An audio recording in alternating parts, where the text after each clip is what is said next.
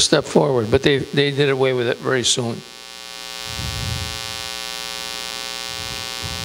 The fourth director of the asylum thought it was barbarous. It was a torture device. But it got the patient outside. So you see, it did improve the patient's condition, even though we look at it now and feel it was terrible. Mary, I had a typo in here. I had hailed instead of nailed. So you're going to get it when we get home. My wife just walked in.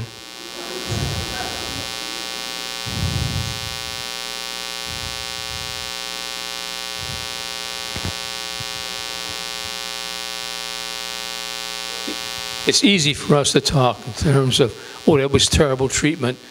What do we do now? A lot of people are just drugged. Check out a nursing home.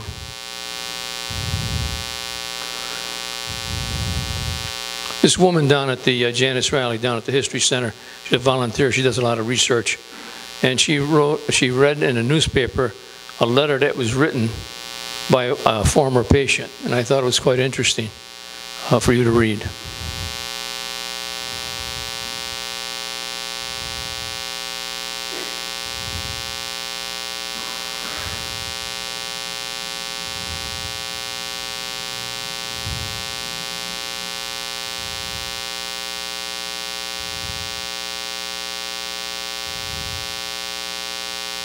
How about that, nurse? You were one of them. Huh? I thought that was an interesting article. That's not the whole article. You just took parts of it out from a former patient. So I guess they did help people.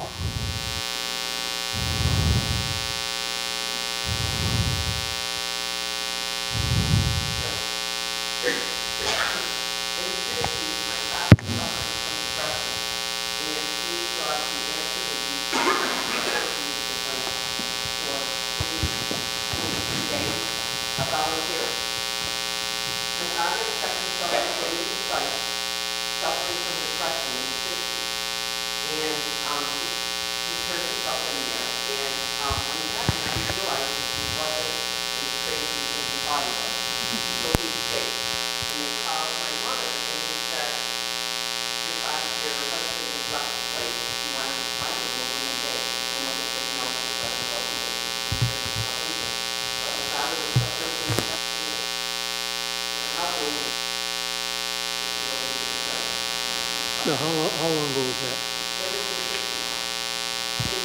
You see how far we've come with medication.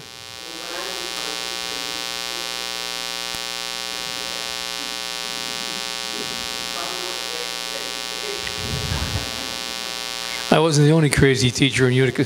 That's right. But we've come a long way with medication. I know a lot of people. I could count them on my hand. Friends who are on this or on that or on this, and many times I've been told I should get a prescription for something.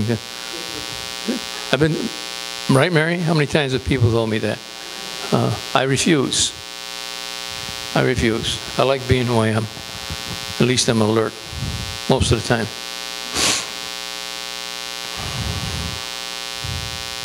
What happened? Something happened.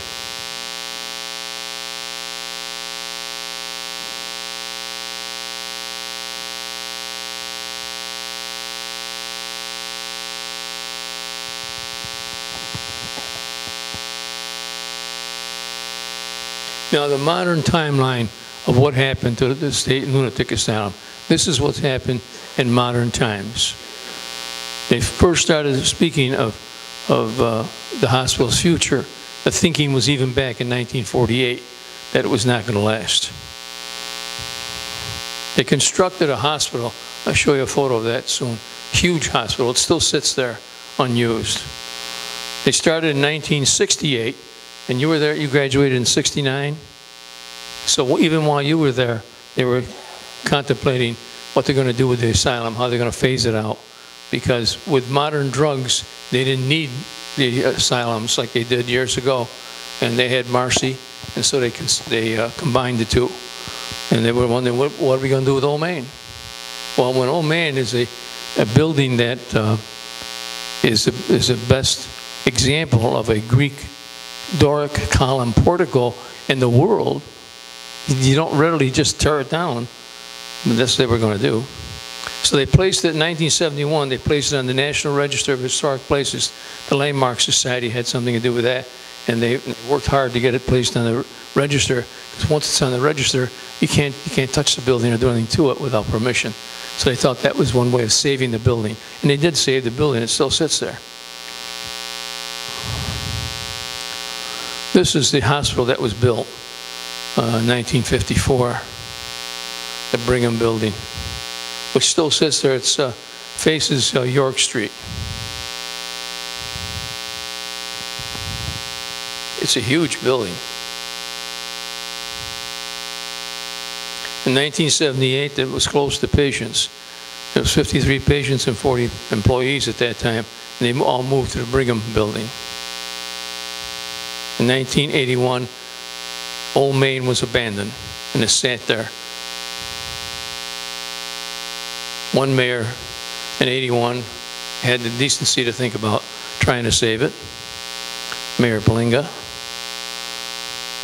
In 81, they opened it for tours, trying to get the interest of the people, because if people are interested in it, they would bug the government to do something about preserving this unique place. They sold off some of the land that they had. Where Utica College is today was all a farm connected to the Utica State Hospital, or Utica Lunatic Asylum. I still call it that, because it ties in with my talk, otherwise, it doesn't make sense. They proposed at one time to make it a prison. In 85, that was the end when they merged.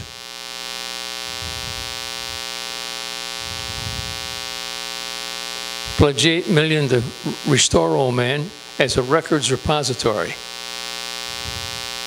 Funding was not received. Senator Donovan obtained enough money to repair the windows, roof, and steps. In order to maintain a building, the two things the most important are the roof and the windows, and then the heating. But its designation as a national landmark has saved that building all these years.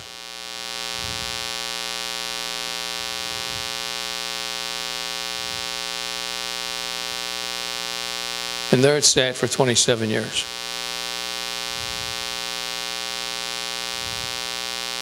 In 2002, they began the renovations to make it a records repository. Now, these are all the mental records of all the patients from day one till today of the whole state are going to be reposited at the Old Main Building. And they have, I'll show you a photo, they have some of that already done, and tell you a little story how I got in trouble, which is common. I get in trouble every day. In 2005 is when they first got the records there. Now in 2014, when it opened for tour, co-sponsored by the Landmark Society and the Office of Mental Health. Mary and I are members of the Landmark Society, and we got to be guides, and I thought that was cool, because I thought we'd get inside and I'd be able to see a lot. The portico is 4 stories high, 120 feet long, with 6 limestone columns. Now we're talking 1843. How did they put those columns up? It's hammered limestone from Little Falls and Stittsville. The limestone from Stittsville came by horse and wagon. Can you imagine these big chunks of limestone? And from Little Falls it came over the canal. And that big, massive, impressive building was built. The pillars are 48 feet in height, 8 feet in diameter. And I got a little leery when I stood by them, because they're just so massive.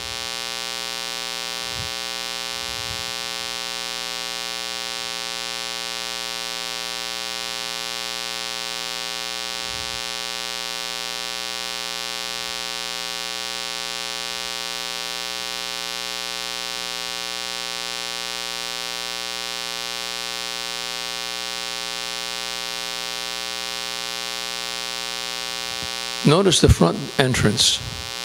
What about it is very surprising to you? It's so small. People ask me, why such a massive building that they have such a small entrance? And I don't know the answer. I do not know the answer.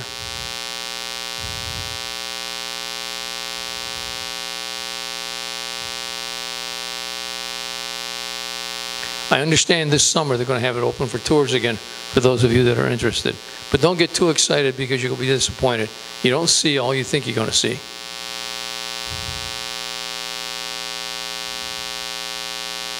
This is the portico with the columns as we look. I'm standing on the portico taking these photographs.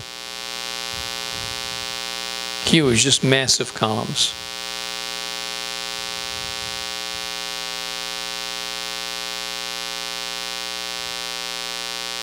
Yeah, I'll embarrass her.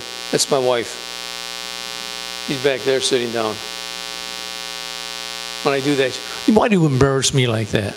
Because it's the only time I get a chance to do it, so I got to take it, you know. They were Landmark Society members.